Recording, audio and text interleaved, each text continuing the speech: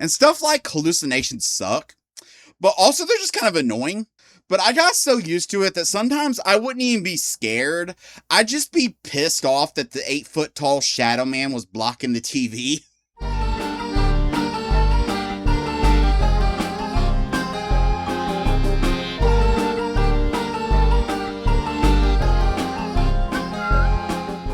So before I even start, I should probably address the elephant in the room. And look, I gave up soda, and it's a process, okay? Uh, no, seriously, the elephant in the room is the room itself. It's my living room, what you can see of it with the white sheet that I duct taped to the ceiling. And I know you're thinking, who the hell is this random guy standing in his living room with a look on his face like he just got caught sneaking into a morgue with a tub of lotion? I've been wanting to try stand-up for a long time, but things always got in the way. I'm disabled, and the nearest comedy club is like 35 miles away from where I live. And yeah, I could save up for a trip and get a ride. But then I figured a lot of comedians upload their specials to YouTube anyway. So why not just skip the part of doing the rounds in comedy clubs and building up a reputation and finding out which jokes work and which ones don't and filming a special and just jump straight to the part where I click a few buttons on YouTube and call it a day. You might call it lazy. I call it streamlining. Tomato, tomato. Let's move past it. One of the reasons I always wanted to be a comedian is my friends tell me I'm funny and that I should try it out. I make a lot of jokes about my disabilities and my situations and whatnot, and they say people like that kind of humor, looking on the lighter side of things. Then the Seroquel kicks in, and I remember I live alone and I don't have any friends. But I mean, hey, I've put more work into less creative projects, so why not come up with some jokes and try to bring a little bit of levity to a serious situation? Because you know what they say, you can't spell schizophrenia without hope. Yeah. I suppose this reveals one good thing about being a paranoid schizophrenic. I suppose this reveals one good thing about being a paranoid schizophrenic. If I want an audience, I just don't take my meds. I prefer that the audience not be filled with gray aliens and wendigos and skinless people, but maybe it's a sign that I shouldn't spend so much time researching conspiracy theories.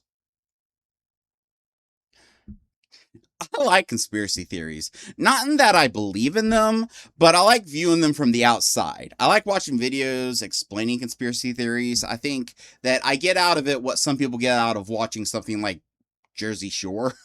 And here's the thing. I think what makes conspiracy theories so appealing to a lot of people, myself included, is that every now and then, not often, but every now and then, one of them turns out to be true. And when that happens, it's like winning the fucking Powerball. Like, okay, so for years and years, there were people who would say that the government had experimented on their soldiers with psychedelic drugs to try to, mind control them and unlock latent psychic abilities and shit. And for years and years, anyone who said that would be filed right alongside people telling you about the time they saw a UFO. Then one day in the 90s, I think, they admitted to it.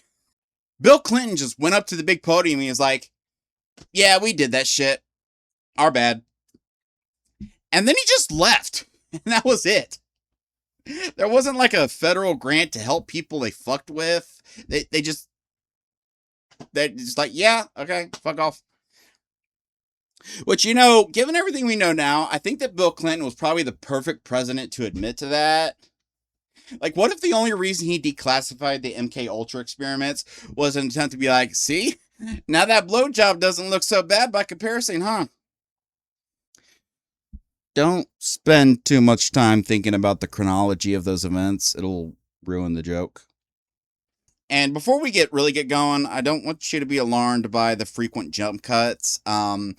I've written out 12 pages worth of jokes, and if I'm too lazy to actually go to a comedy club, what the hell makes you think that I'm going to memorize all that? So there's going to be pauses. But yeah, conspiracy theories are great, man, as long as you look at them purely as entertainment. And you got to find the right kinds, too. I find that there are 3 types of conspiracy theories, all right? First, you have your boilerplate, That's stupid, but yeah, I guess in some universe there's a vague chance I could see that happening. Stuff like Bigfoot, moon landing being faked, stuff like that. Don't even get me started on the government cheese tunnels. No, I'm not going to explain that. Fucking Google it. Look, we're getting sidetracked. And then there's the second type of conspiracy theory. Okay? The second type of conspiracy... Where's my fucking water? I had water. Where's my fucking water? I had water. Where's my fucking water? I had water. Where's my fucking water? How? Oh.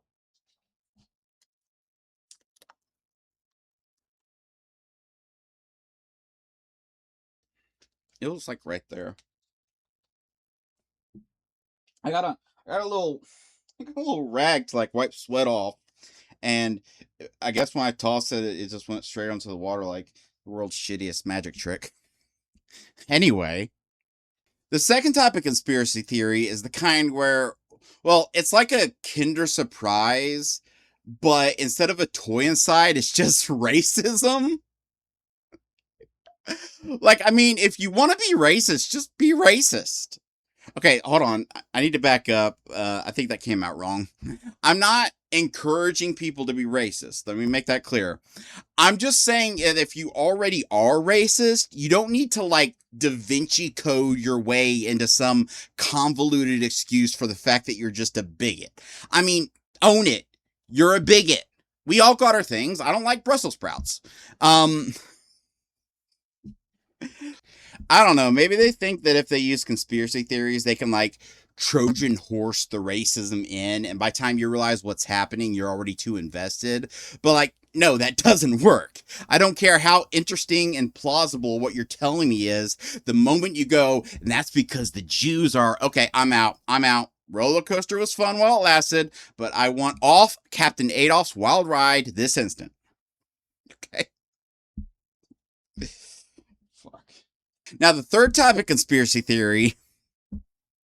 One issue with the way that I'm doing this is that I can't gauge how much time an audience needs to recover from one joke before I can jump into the next one.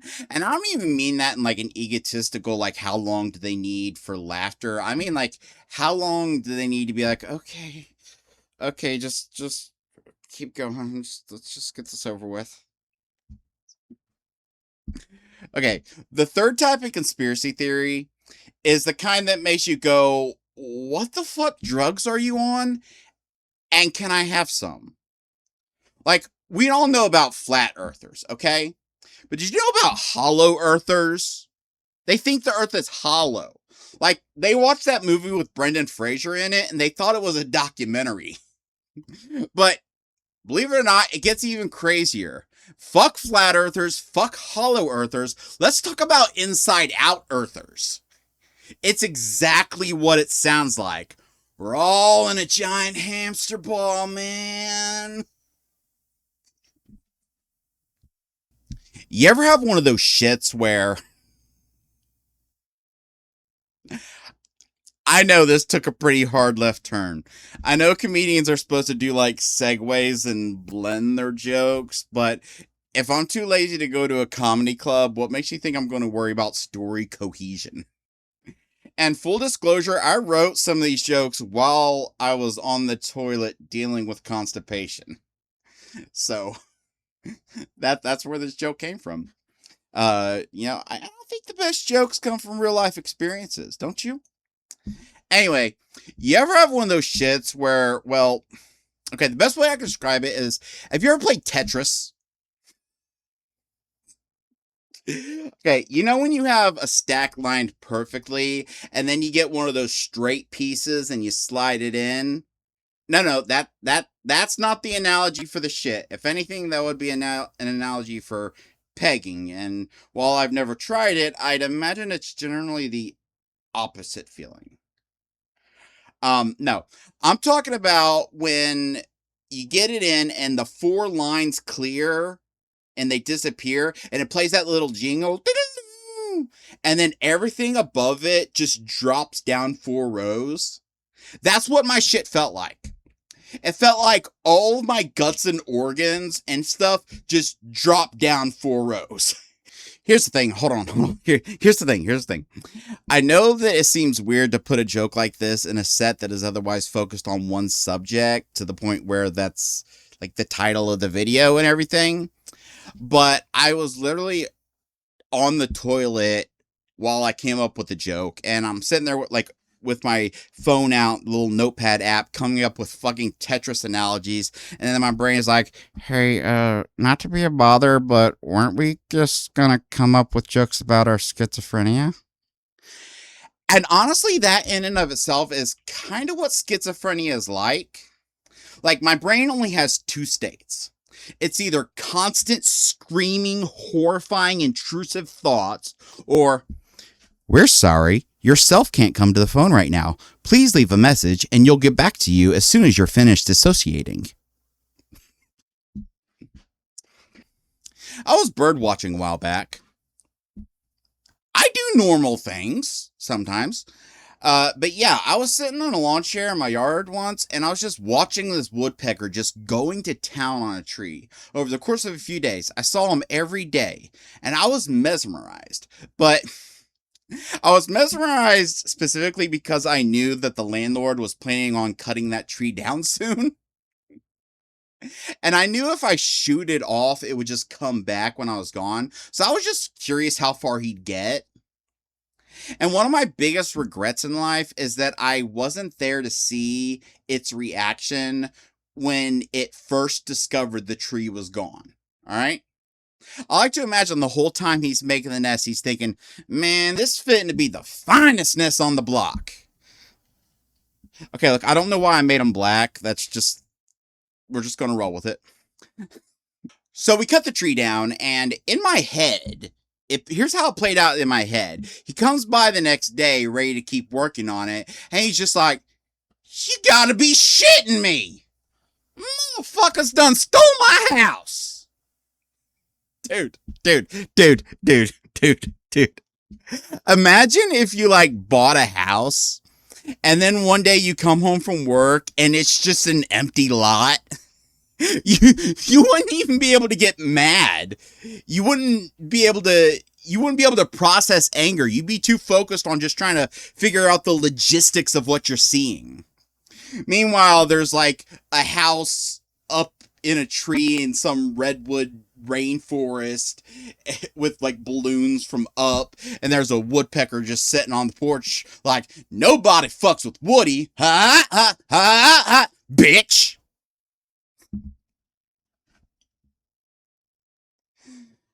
Oh, God.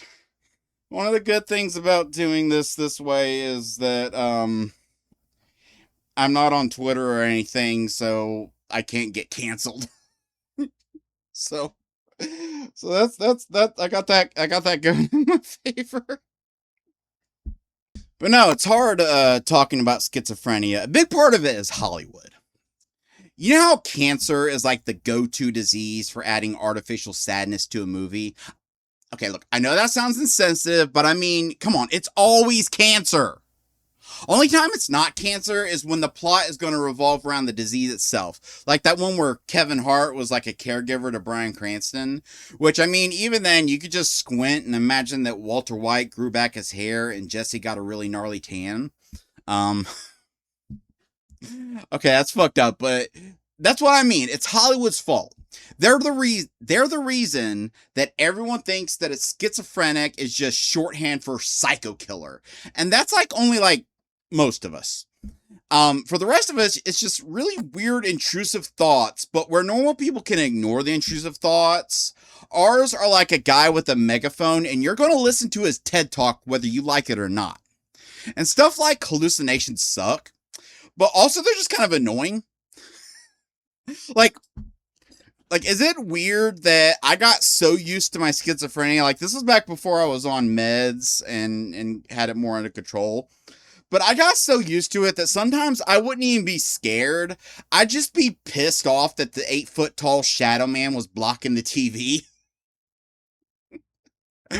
Or like I'd be looking in the mirror and shit get all fucked up, and I'd be like, okay, but like I need to shave, so can we do Picasso time later?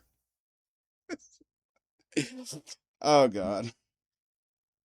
Okay, serious talk. I know I've made a lot of jokes, but while it wasn't at the behest of any friends or anything, I did specifically decide to put this out here as a way of sharing and hopefully helping people suffering with some of the same issues by just giving them some laughs, you know? A lot of what I've said has been the truth, just, slightly exaggerated for comedic effect. But years ago, I did come up with a sort of analogy that perfectly sums up what it's like to be a paranoid schizophrenic. And I've told this analogy to like 6 different psychiatrists, and they all agree that it's pretty spot on. I know that sounds like a lot of psychiatrists to go through, but I'm part Native American, and we're taught to use every part of the body. Waste not, what not. Okay, that is an offensive stereotype about Native Americans, sure, but I'm half Native American, and they've always said that in comedy, if you're part of a group, you can joke about that group, right? And I know I don't look it, but that's just because the other half is Irish. Now, notice I didn't say white, I said Irish, because Irish are not Caucasian. Irish are translucent, okay? How did we get here? Okay, wait. Schizophrenia. And it's not really off topic per se, because this is also part of the condition. Too many intrusive thoughts and things just kind of go off the rails. Like, my schizophrenia has ADHD. Like, this is what it's like to actually talk to me, like to converse with me. We will get back to the intended topic, but sometimes my mind just needs to put it on hold and go off on a tangent, and like it or not, you're along for the ride. Okay, so my schizophrenia analogy. That's what we were trying to do here. Okay, my analogy about schizophrenia, and about the whole 6 psychiatrist thing, I just realized that makes it seem like I've gone through that many, like they keep, like they can't handle me, and like I make them want to stop. I have one that I've had for a long time, and there's just like others that like I've talked to during hospitalizations and stuff. Okay, so now this is all gonna sound batshit crazy, okay? But I just need you to try to follow along with what I'm about to tell you, okay? Imagine you work at some kind of office. The job itself doesn't matter. What matters is that the place where you work has a little tradition. And it started a long time ago. On your 25-year anniversary of working there, you get thrown a little party. Cake, presents, etc. This applies to everyone, okay? From the CEO down to the janitor. And you're excited because your 25-year anniversary is coming up. The day comes and nothing. You wait a few days thinking maybe you got the date wrong, and then you ask your boss about it. They look at you and go, "Why would we throw you a party?" And you explain, "I've been here 25 years. Why would we throw you a party just because of that?" Then you bring up the 25-year tradition, and the boss nods along, smiling. "Yeah, it's been going since the company was founded. It's great for morale." So you ask why you didn't get yours. They accuse you of being selfish for wanting a party. "Why would we give you a party?" You're like, "Bro, I can literally see the leftover balloons from Carol's party last Thursday." "Ah, yes, Carol. Hard to believe it's been 25 years. Feels just like yesterday." Now, during this entire conversation, the boss never acknowledges that you're due a party, but is happy to agree that you've been there for 25 years and is willing to acknowledge the tradition anytime you bring it up. It's like the very laws of reality are warping just to get to you. Now, imagine that happening all the fucking time. That's what it's like to be me. Also, people tend to focus on the schizophrenia part of being a paranoid schizophrenic, but the paranoia sucks just as much, just in a different way. Like, it's not scary in the way that schizophrenia can be, but it's just fucking annoying. I'll just be sitting somewhere and I'm like, "Oh shit, oh shit, oh shit, oh shit." And someone's like, "Hey, what's wrong?" I'm like, "I don't know, but oh shit." Now, I know what I just described sounds more like anxiety than paranoia. And while there is a lot of crossover, and I do have anxiety, here's the key difference. An anxiety attack makes you suddenly feel like the world is closing in on you, okay? Paranoia attacks make you suddenly feel like that guy right there is closing in on you. For the sake of my joke, please pretend that I'm not standing alone in my living room at 3 a.m. Thank you. Like, okay, I swear to God, this is a true story. This is a true story. One time, I was going out to do some errands, groceries and whatnot, and I put on a specific shirt. It's one of my favorite shirts. It's got the logo from my favorite band, Poets of the Fall. Shout out to any Poets fans watching this. You may have noticed, literally wearing the shirt right now. So, I'm at the store, and I'm looking down at my phone, doing calculations and stuff, and I realize there's nothing on my shirt. I'm like, okay, hold on, let's be rational about this. I own some black shirts. I must have mixed it up. But where that would be the end of it for a normal person, my paranoia is like, I don't know how, I don't know when, but someone switched out my shirt while I was wearing it. I started having a legit fucking panic attack in the middle of fucking Kroger, okay? And I don't know if you've ever been to Kroger, but nobody gives a fuck. People make jokes about Walmart. If Walmart is hell, then Kroger is like purgatory, okay? Finally, I guess someone alerted someone because a security guard came up to me and was trying to ask me questions. And I managed to get out that I put on a shirt this morning and it's not the shirt I'm wearing. And I started explaining to him how I know this sounds crazy, but this kind of thing happens to me a lot. And I got like some mental issues. And I'm literally about to launch into my entire 25-year anniversary party analogy when he goes, "Sir, are you aware that your shirt is on inside out?"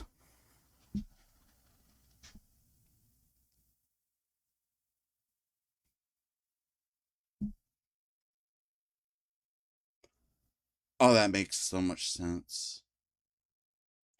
And that's the part that pisses me off the most.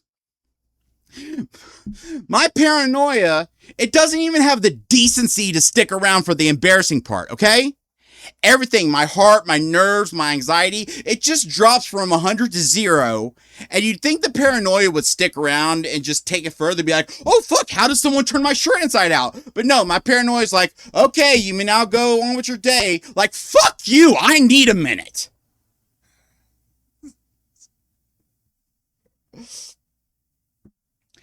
I have another Kroger-related paranoia story.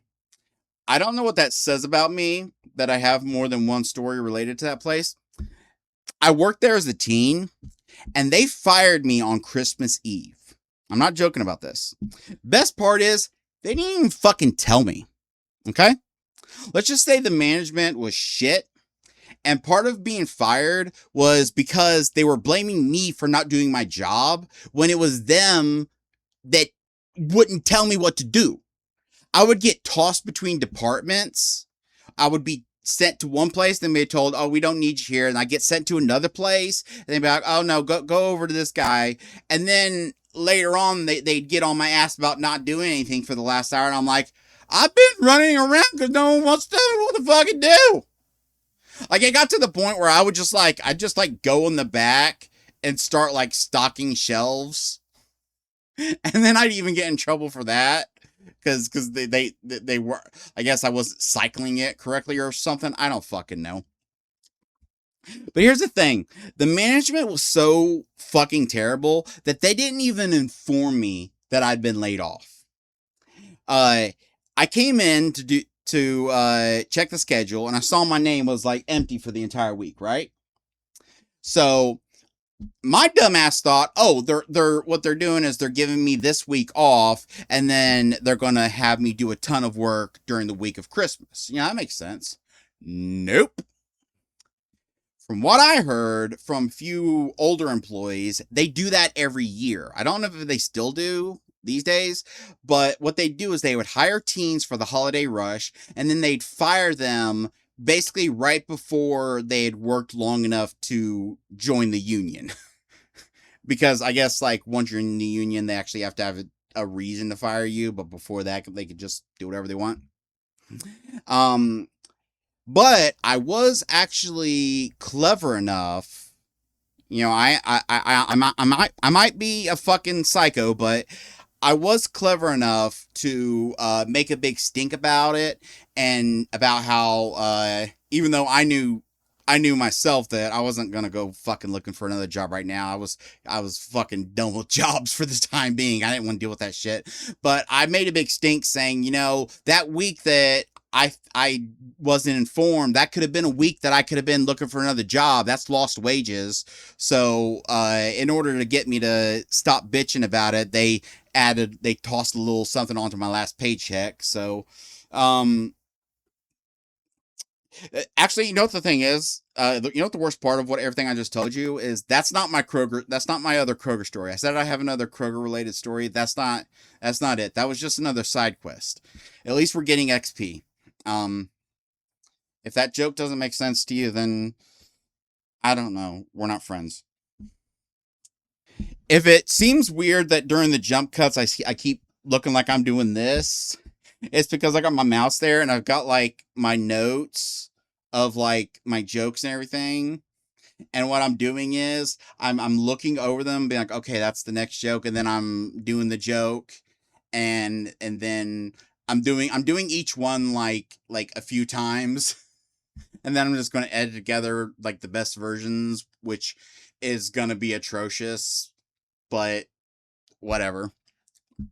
So here's my other Kroger story. I'd always had this theory over time that over time they were making the plastic bags more and more weak. Now, this isn't unique to Kroger, but that is where I tend to shop because it's nearby. So check this shit out. I was recently cleaning out the basement. Long story short, it's an unfinished basement and it floods when it rains and the sump pump isn't great. So the rain kind of builds up. So most of the shit down there is like completely water damaged. Now, I've been working on cleaning it out to both get rid of all that shit and also, deal with some of the moldy stink that comes up from down there, especially during the summer. And also maybe to make a few bucks selling scrap metal. Anyway, I found an old Kroger bag. Now, bear in mind, this thing has to be at least 20 years old, probably more, and it's water damaged. All right? But I just couldn't shake the feeling that it was still thicker and more sturdy than the current bags. So I grabbed a new one off a pile that I keep them in. And before you call me a hoarder, I use them for like dumping from the cat's litter box, and then I tie them and throw them in the trash can. Just shit like that.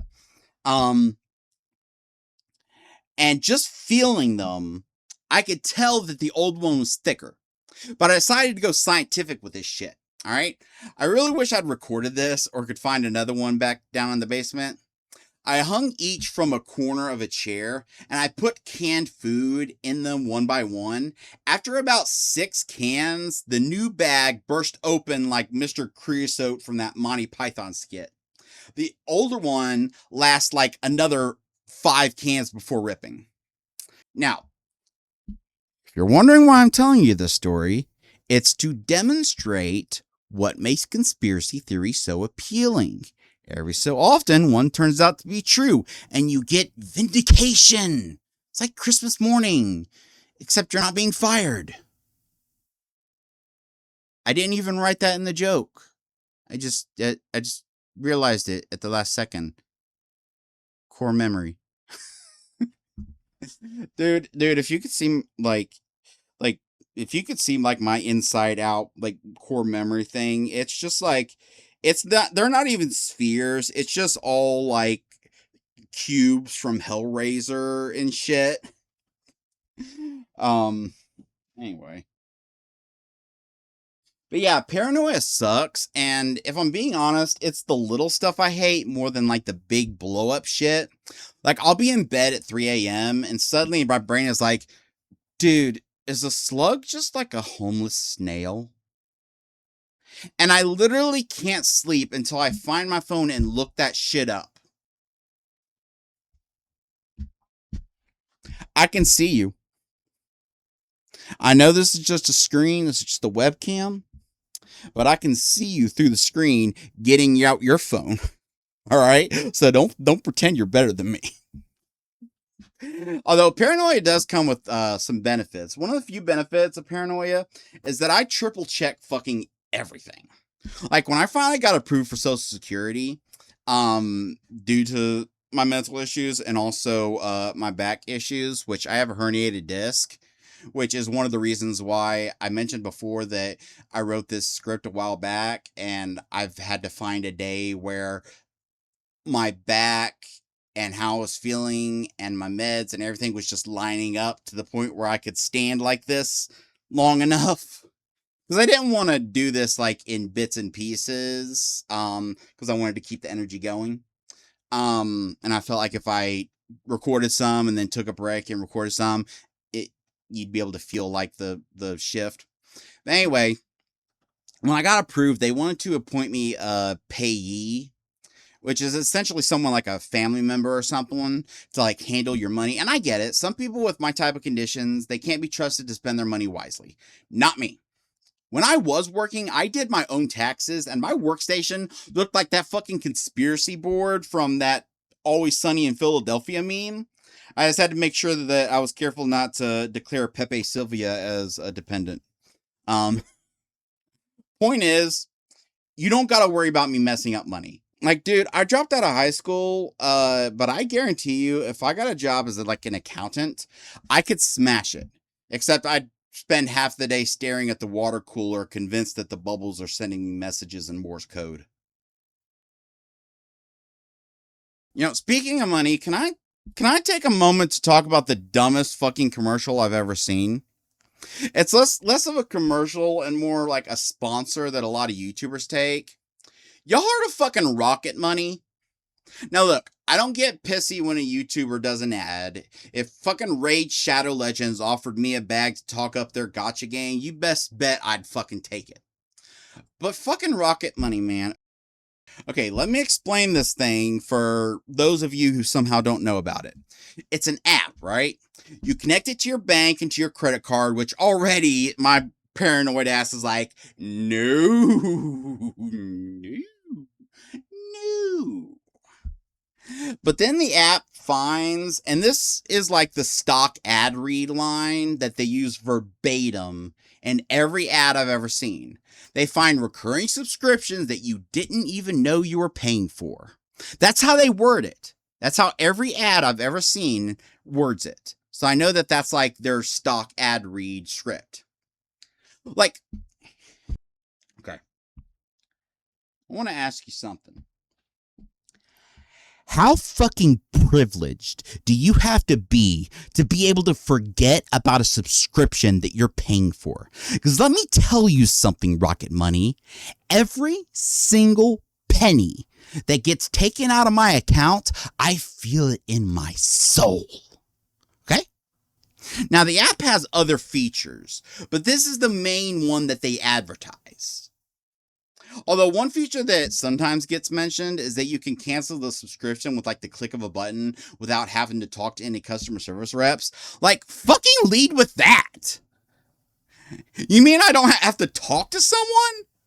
Bro, I've literally let subscriptions go on for months on end that I wasn't using, not because I forgot about them, but because my anxiety wouldn't let me make a damn phone call.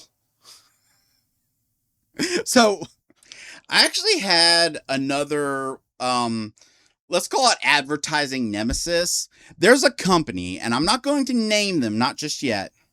This company drove me fucking insane because I saw at least a good 20 to 30 different distinct ads from them on like Google and stuff. And for the life of me, I could not figure out what they made. I would see ad after ad after ad, different ads, worded different ways, different people doing different things in the ads, and I could not figure out what the fuck they made. And like, I get that I could have just Googled it, but I think even if you don't have my issues, you can kind of relate to like when something like this kind of becomes personal. Like, is this company so ubiquitous that they don't even need to say what they make? And I know you're thinking, like, how could they advertise without mentioning what they do? And I'll tell you how. By just saying they do it. No, shut up. Fucking listen to me. Fucking listen to me. I don't mean they say what they do. They just said that they do it. They all their ads, they don't say all their ads. They don't say what they're doing. They just say that they're doing it. All of their commercials had a tagline for the ones who get it done. Now, at this point, you might know who I'm talking about, okay? Then one day, out of the blue, they decided to actually advertise their products. And you know what they make? Everything! They make everything! The company is called Grainger, okay? And they just make like fucking tools and shit. And I think that what makes me extra mad is that once I realized that, it hit me that in all their commercials, they were showing their products. It was always people like carrying boxes or like moving things or like having a ladder and just like people standing around looking smug like they just done something very difficult. And look, I get that my refusal to look it up is a me problem, not a them problem. I'm not formally diagnosed, but I think my mental health medley might have some OCD in there somewhere. Oh, God. You know what I need in my life? Huh? You know what? Actually, you know what I really need in my life? Someone to just, like, stop me from saying shit. Like, it's not that I'm worried I'm going to get in trouble. Like, even some, like, you know, risky jokes I've made during this, I don't really give a shit. It's just, I need someone to calm me down when I'm getting worked up. Like a personified Valium. No. You know what I need? I need Michael Caine. Okay? Dude, no, look.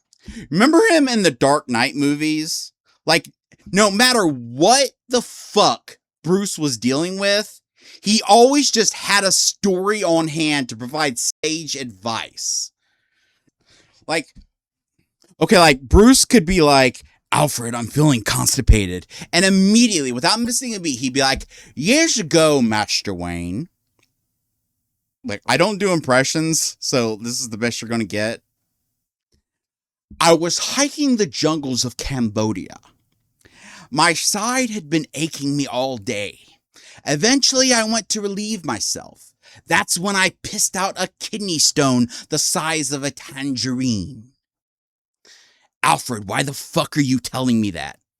To make you understand, the discomfort you feel now is just the calm before the storm. Okay, look, I want to pivot from the silly jokes and talk about something very serious that it's related to my paranoia, but this shit, like, keeps me up at night, okay? Okay. Sometime in the last, I think, 10 to 15 years, an event occurred. And here's the thing. I feel like I'm the only fucking person that seems to have noticed it. I never heard or saw anyone talk about it. I didn't see any articles, nothing. And secondly, I'm the only person that seems to care about it. When I bring it up to people like friends, family, or psychiatrists, doctors, whatever, my psychiatrist who has the patience of a fucking saint, they don't really seem concerned. And I'm not going to lie, it's kind of freaking me out a bit because I can't figure it out. At some point in the last decade or so, they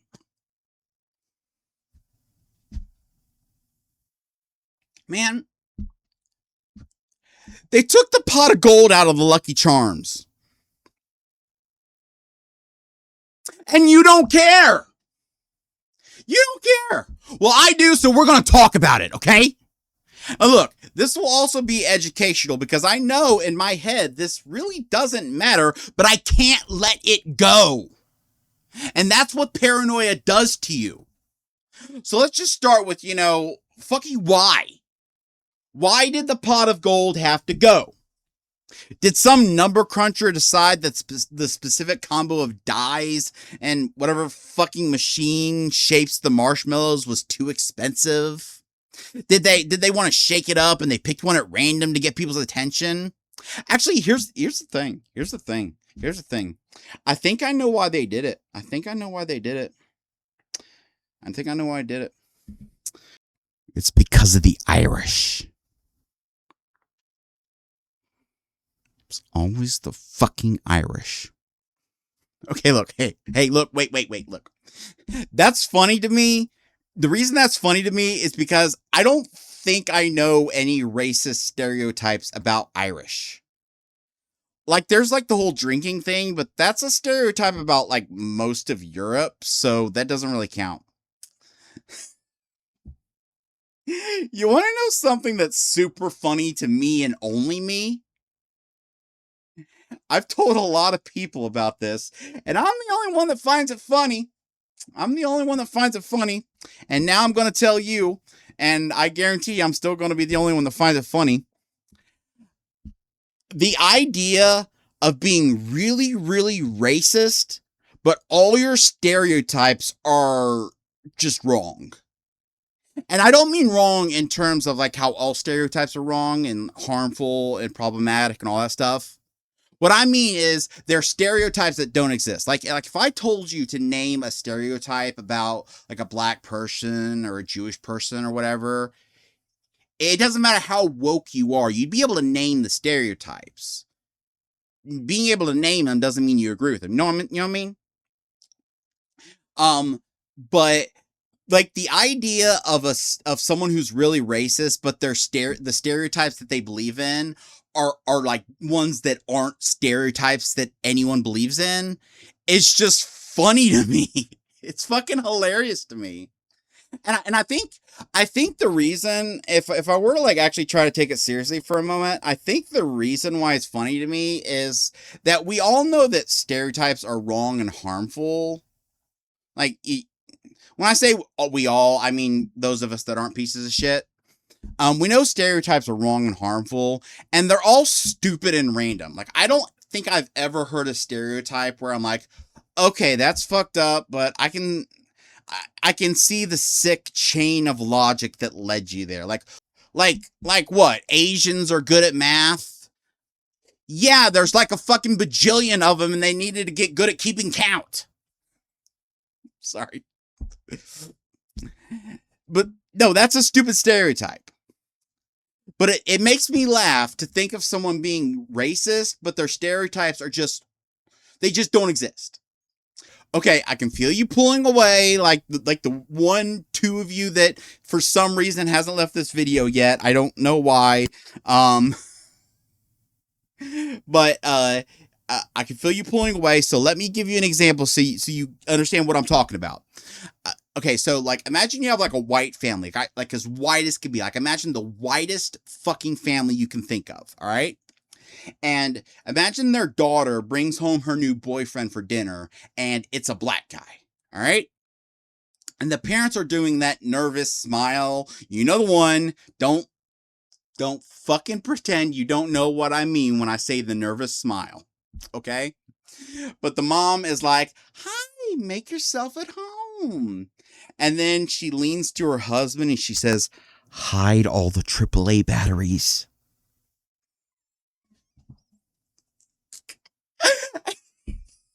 And I think that makes me laugh because it's as stupid. Like you hear that, and because it's not a stereotype that exists, it sounds so stupid and ridiculous. But in truth, it's no more or less stupid and ridiculous than the other stereotypes that exist. They're all fucking stupid. And I think that's what makes me laugh about thinking about ones like that don't and Lucky Charms. Right. Look, I told you already that my mind wanders. It's like you're playing an RPG where you're supposed to be saving the world, but then you decide to spend like 3 days raising colorful birds to race. That's what it's like to be me. I promise we'll get back to the topic at hand, but we're going on the side quest, like it or not. Right, so the pot of gold. My theory, okay? My theory is that the makers of Lucky Charms didn't want to get canceled, okay? So they preemptively removed the pot of gold. Now, I know you're looking at me like I'm stupid, and you're right to think that that's stupid, at least as your initial gut response. But then remember like the last 25 years, and suddenly it doesn't seem so crazy. Companies are getting in trouble for all kinds of stupid shit. Bro. They changed the Cookie Crisp dog to make him skinny because the fat one sent a harmful message about their cereal. I'm not even guessing on that one. That's the reason they gave. Like, they did a press release and everything. So I'm thinking some executive was looking at all these companies getting in trouble for shit, which these days means someone pressed the number key followed by a few words and put that on Twitter. And they'll look at their cereal and was like, is there any harmful imagery there? Maybe they thought of ditching the rainbow because, it belongs to the gays. Which, first off, fuck y'all for that, okay? Alright? I am support of the LGBTQIA+. I'm sure they've added some more letters in the time since I started recording this. And I support all those letters too. I support every letter. Come up with new letters. Come up with fucking hieroglyphics and add it, and I'll support it. I don't care. I support all that shit.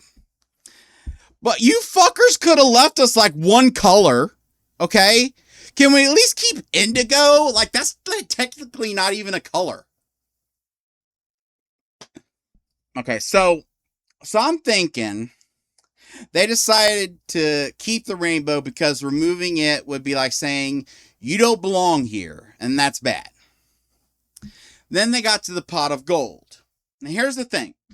I've never in my life heard any stereotypes about Irish people being greedy.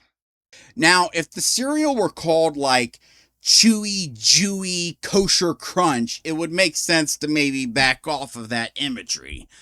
I mean, I know the Irish were treated like dog shit for a lot of American history. As I mentioned, I'm half Irish, with the other half being Native American, so it basically balanced out to make me look like I'm in the Aryan Brotherhood, which is fine, because, okay, don't clip that, don't fucking take that out of context. Let me back up. I should not be doing this. I don't mean it's fine that I'm in the Aryan Brotherhood, because I'm not.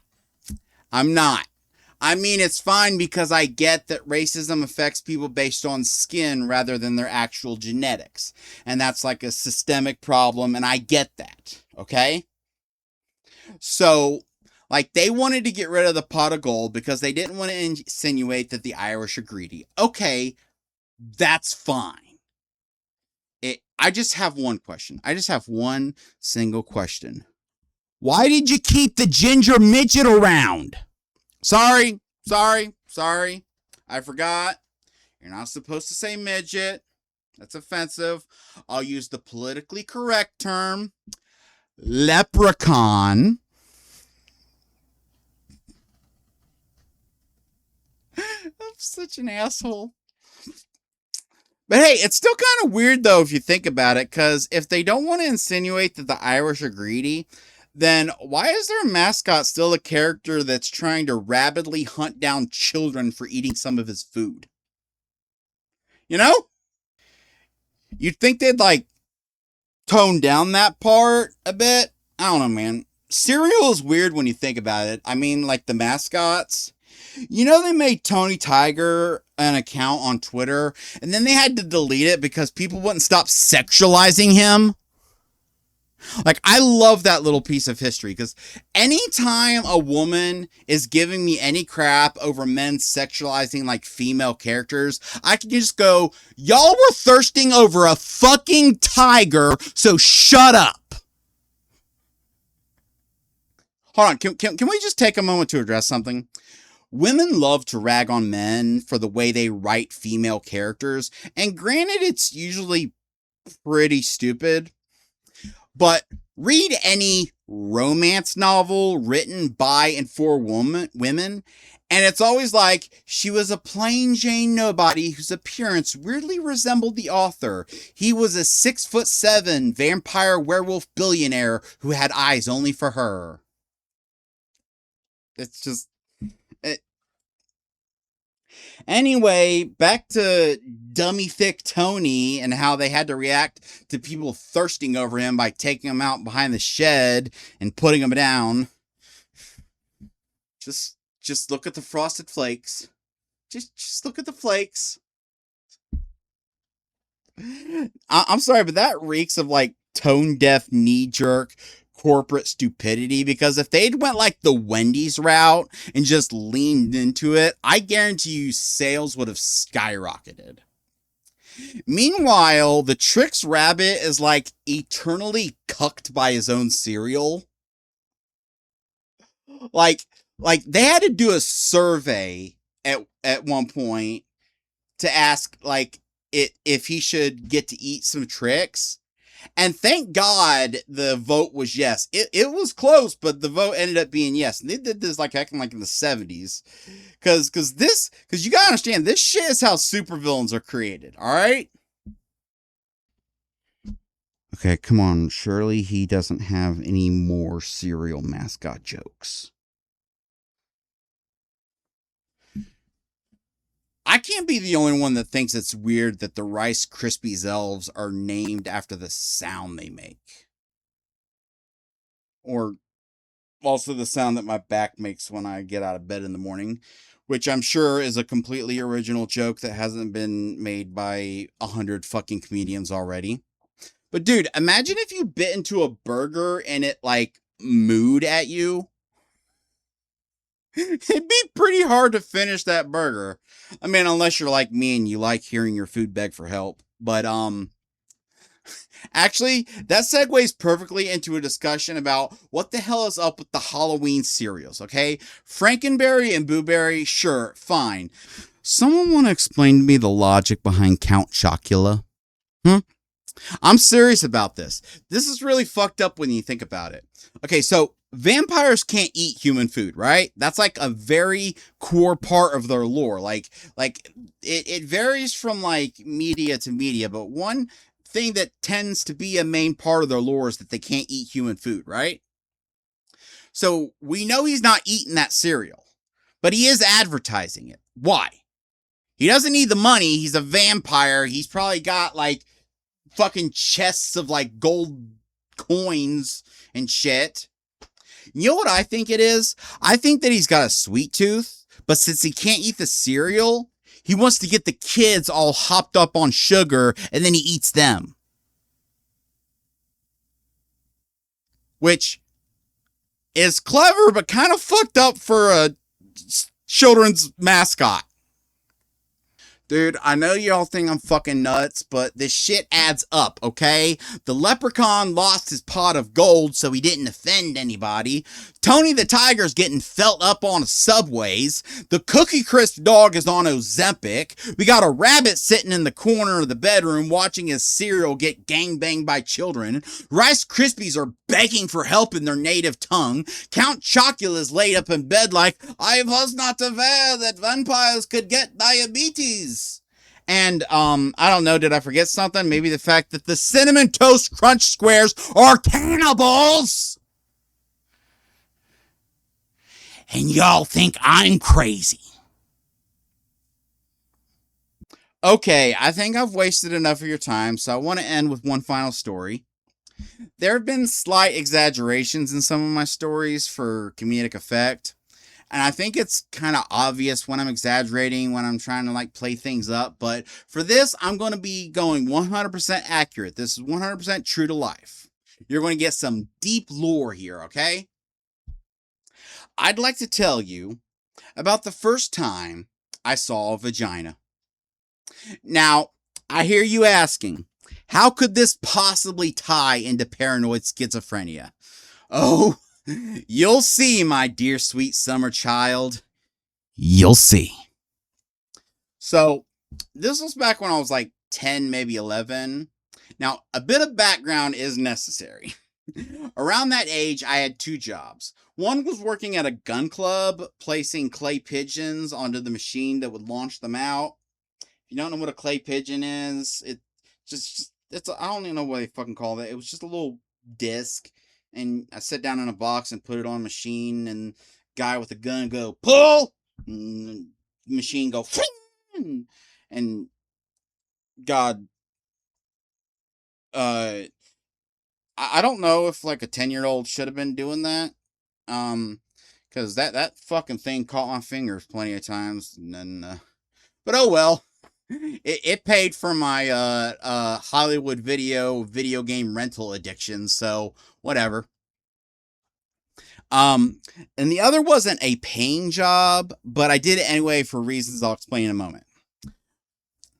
Reading that back, I realized how nervous you must be just to pose with the whole vagina thing, so calm your tits, it wasn't like that.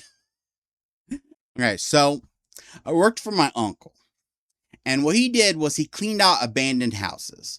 When a house was abandoned by its tenant for any number of reasons, they moved out and didn't clear it out, or maybe they died and their family didn't clear everything out. There's tons of reasons why this could happen, but that's where my uncle would come in, because like the cleaning people that you would actually hire to like paint and carpet and all that stuff, actually moving shit out wasn't in their job description, so you need to hire somewhere else for that. That's where my uncle came in. Now, my uncle didn't pay me or any of the other nephews that he'd get to help, but he would buy me lunch at McDonald's. And by the way, can I just pause for a public service announcement? If you are a mother or a father and you have a child in your car, and you pull into McDonald's or Burger King or Wendy's in order to make a U-turn or skip the light, there is a special circle in hell reserved for you. Okay?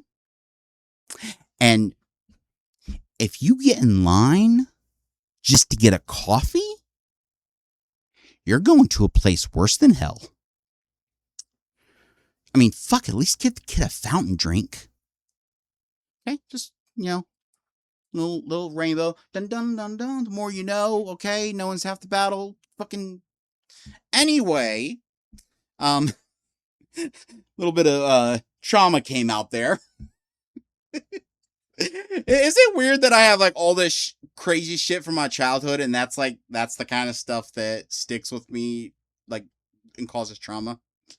I think it's because there's like so much bad stuff that like I'm like numb to the worst of it. So like the upper layers are the stuff that I don't know. But anyway, one of the biggest perks of this job, aside from a free Happy Meal, was that you're allowed to keep anything you found. Understandably, I had to show my uncle what I was keeping just in case it was worth something. Now, this may sound worthless, but I found a fucking Atari 2600 with like 30 games just in a box in a closet. Now, I already had an NES at this point, but I was never really like a graphics snob or anything, so I was more than happy to try this sucker out. Though, if you'll permit me a tangent, and I promise this will be the last one, this reveals something about my psyche that I'm not sure what to make of. A lot of these games were absolute bangers. And then there was also E.T. For those of you not familiar with your gaming history, crappy rushed out games were heavily responsible for the gaming crash of '83. Something you should know about me is that I'm an idiot, or was an idiot back then, as a child. Let's just chalk that up to a Freudian slip and move on. There was a period from my extreme youth, I mean, I was born with a controller in my hand, up until maybe like my mid-teens, early teens, where one very basic concept just eluded me. I didn't know that a video game could be bad. I think it's because I was spoiled on like Metroid and Zelda and Mario. I didn't have any like Nintendo Power subscriptions or anything like that to see reviews. So in my mind, every game in existence was made with the same amount of talent and dedication as the good ones that I'd played. So when I would encounter a game that was shit, I thought it was my fault. Like, I literally played ET for hours, feeling down on myself because I couldn't figure out, like, what to do. I couldn't figure out the game. Never once considering that the game just wasn't well made. What kind of exacerbated this was that as these were just loose cartridges in the box, none of them came with manuals. And this was often the case with my like NES and SNES years, as I would get like games from like secondhand stores or borrowed from a friend or something. So in addition to the assumption that I was just bad at the game, I also often became convinced that I was having trouble because there was something in the manual. Like if I just knew how to play, I'd be having fun. That was my thought process. You know, now that I think about it, that's kind of my thought process with a lot of things even now. Like, if something's going wrong, I must have fucked up. It's got to be a me problem. It's a skill issue. But enough about my mental problems. We're here to talk about my mental problems. So anyway, one day I happened upon a pornographic magazine. Now, I'd never seen anything like this before. And I wasn't that stupid. I understood what it was. So I stuffed it in the back of my pants, flapped my shirt over it, and went about my day. In retrospect, I'm pretty sure my uncle probably noticed. I mean, I suddenly had a flat Hank Hill ass out of nowhere. But, I mean, he was cool enough that even if I'd straight up told him about it, the most I'd probably get is, if you get caught with it, I didn't know. So, fast forward to me getting home. I get all locked up in my room and I begin perusing. Now, those of you who know about porn magazines, which comprises about 40% of you, plus 60% liars, knows that they tended, as I haven't really looked at any in a long time. I'm not even sure if they're even in business with the internet. Last I remember reading was that Playboy sold one too many of those I read it for the article shirts and forgot it was being ironic, and they took the porn out of the porn. Apparently that didn't quite work out for them. But back in the day, these magazines were generally divided into two types. You had your Playboys with the full frontal, like, artistic photos. I'd give artistic air quotes, but the size of air quotes required for that would threaten to throw off the Earth's axis. Then there were your more hardcore ones with sex and penises. Or peni. What would you call a group of penises? A bushel? A gangbang? A YMCA? Let's go with that. A YMCA of penises. Anyway. So anyway, these kind of magazines were the whole shebang, no pun intended. The one I got a hold of was sort of a hybrid of the two. Theirs was peni and vag on display, but no penetration. It was all like these like weird pre-sex positions. I wouldn't even call it foreplay. It was just like, it's about to happen type pictures. Now, the vaginas on display were, how do I put this in a non-sexist way? They were more beat up than a guy with cerebral palsy after going 3 rounds with Mike Tyson. I think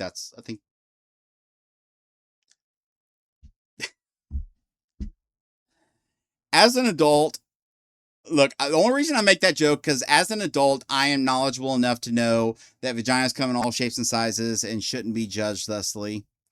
Well, I say as an adult, but plenty of grown men still do it, which is pathetic. But I'm not going to stand here and grandstand or try to get brownie points. The reason I explain all this is because, as most of us know, vaginal lips can be, discolored, right? And sure, a pretty pair of pink ones are nice to look at and everything. And look, you can crucify me for saying that if you want, but we all know you women gossip over the ins and outs, again, no pun intended, of every Johnson you've ever seen. So, rules for thee, but not for me, So again, as an adult, I held no judgment for whatever any of that stuff looks like, okay? As a child, however, I had no idea what the fuck I was looking at, okay? There wasn't even any sexism involved, okay?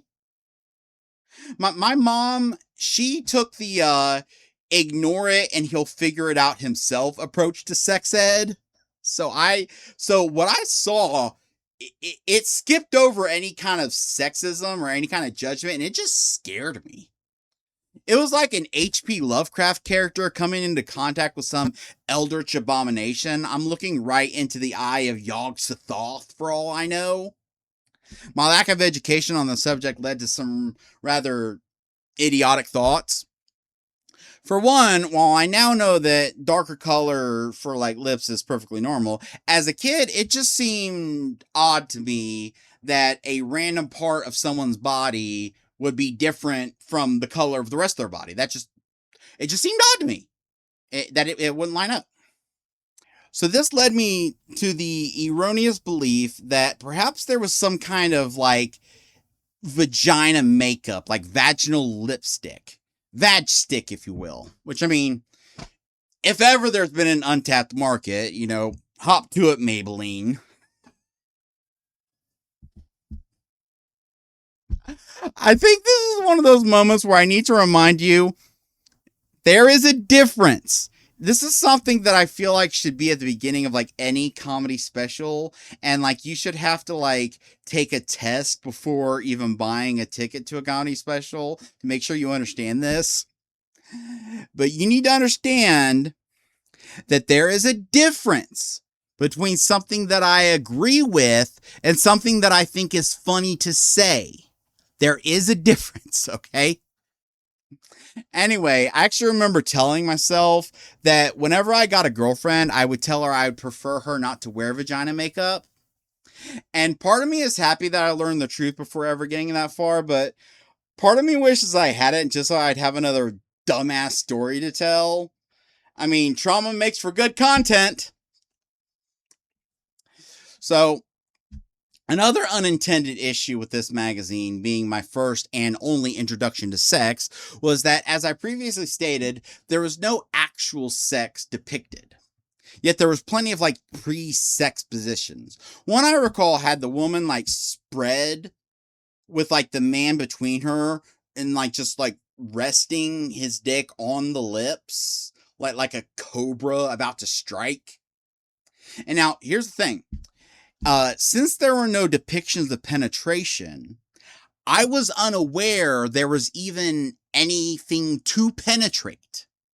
This combined with the style of photo that I just described led my dumb little ass to believe that sex was just sort of grinding along a pair of lips that were just on her crotch like a fucking Muppet sewn on hand.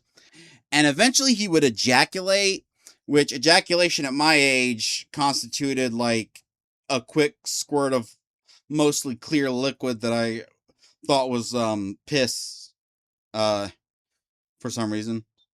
And I don't know what it says about the male psyche that I thought it was piss, but I kept doing it a lot.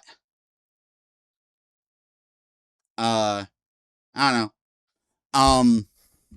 So anyway, he would come on the bush, which, I mean, this was an old magazine, so copious amounts of bush. And the bush, I guess, would absorb the cum via fucking osmosis? I don't know. And that's how babies were made. And by the way, fun bonus, since I didn't know that there was any location to penetrate, I also didn't know there was any exit point.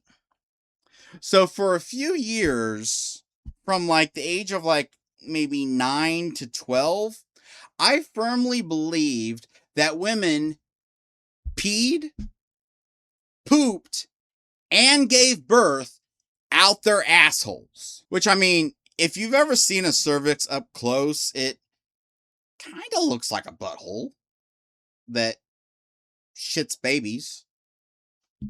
Actually, I would love to conduct an informal poll. Any women watching this who have had children, as if there'd be any women watching this at this point.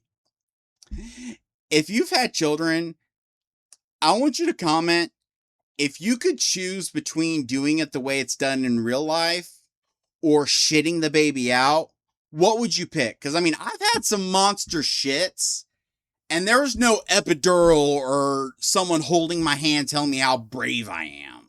Okay? So I just want to... Okay, at this point, I know you probably think I've completely lost the plot, but although I haven't spelled it out along the way because I'm choosing to respect your intelligence, there is a metric fuck ton of paranoia in that arc of the story. Because, if babies come out the butt, then how come only women can do it? And if I jerk off and it lands on my own belly, is there a chance that I could, and let's not forget about the vaginas themselves, that is not dead which can eternal lie, and with strange eons even death may die. Now you could call me a sexist, alright? Go ahead. But I know damn well that before you were educated on the subject, y'all girls thought a man's dick was some weird tentacled Cthulhu thing that was gonna get you. They're gonna tie it up in a lasso and catch you with it. At least y'all have the decency to keep your balls on the inside.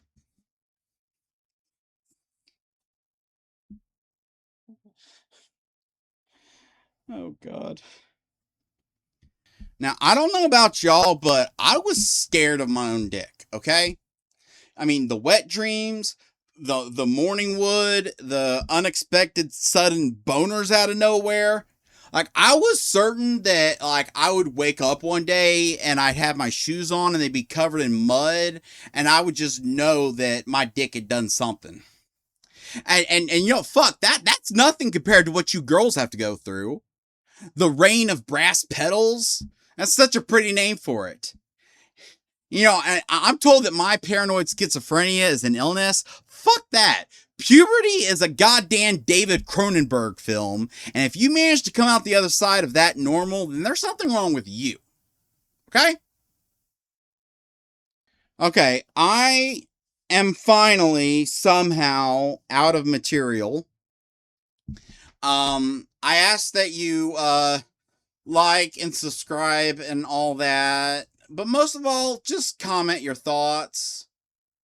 I know that the words like, comment, and subscribe have kind of become white noise at this point, but I could really use some feedback on this. Did I get any laughs? If I suck, don't hold back. Just be specific. Tell me specifically what I sucked at. Don't just say you sucked. Don't be that fucking sponge by, man, this guy stinks. Just, tell me what you hated. I'm serious. You could tear into me all you fucking want, as long as you're specific on what and how you hated it. Thank you for your time. I'd like to thank Seroquel and Klonopin for making this all possible. Seriously, without those in my system right now, I would have froze up 2 lines in, which I probably did, hence all the jump cuts. I do hope you're understanding of the unorthodox way that I did this. I discussed it at the beginning, but I didn't want to bog down the intro with all that, so I'll say it now. I don't really have the means to go to a comedy club and do an open mic night, and between all my mental issues, I just don't think I'd be able to manage that. And the nearest one is really far away, and due to my everything, I legally can't drive, and getting rides to the store and doctor's appointments is enough of a burden on friends and family.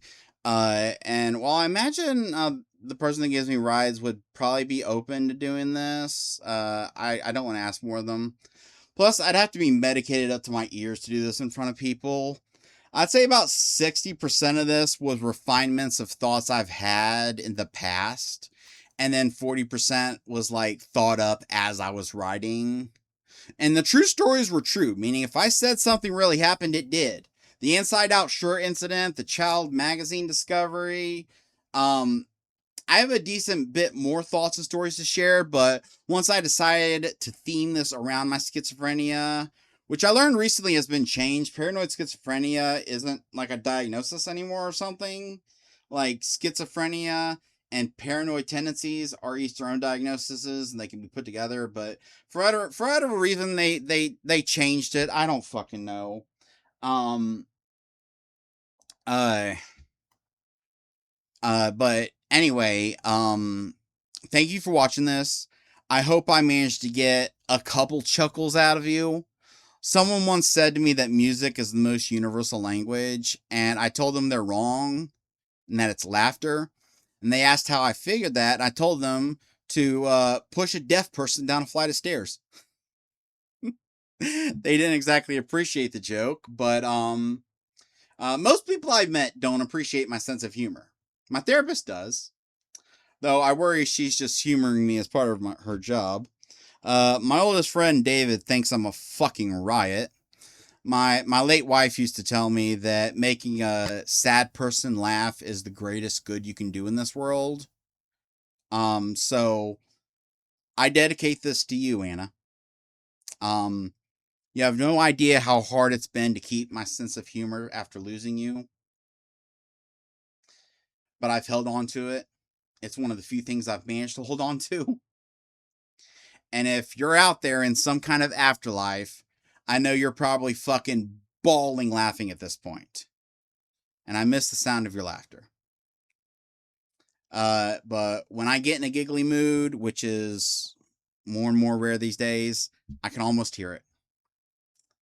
By the way, I got a guitar here.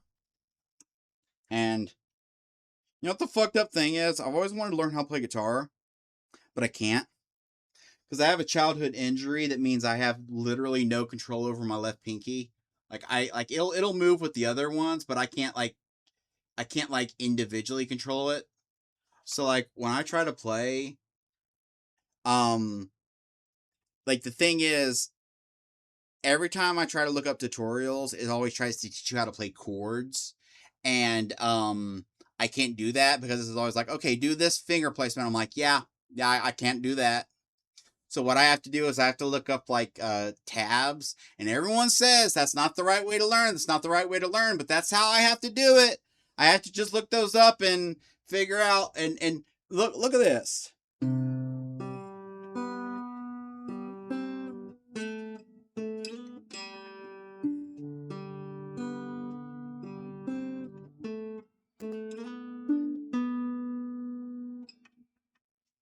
I've been learning the theme from Outer Wilds, and like I can do that because it doesn't use the pinky. But anytime I look up a song and like I see the tabs and I see the person playing along, if they're doing a lot of shit with their pinky, like if there's like 1 or 2 points where they got to use their pinky, I can like fudge it. But if they're using their pinky a lot, it's just like, okay, I guess I'll never play that song. So, yeah. Anyway, peace. I'm gonna go collapse for probably several hours. And you can go down a rabbit hole researching government cheese tunnels. Trust me, you won't regret it. Peace.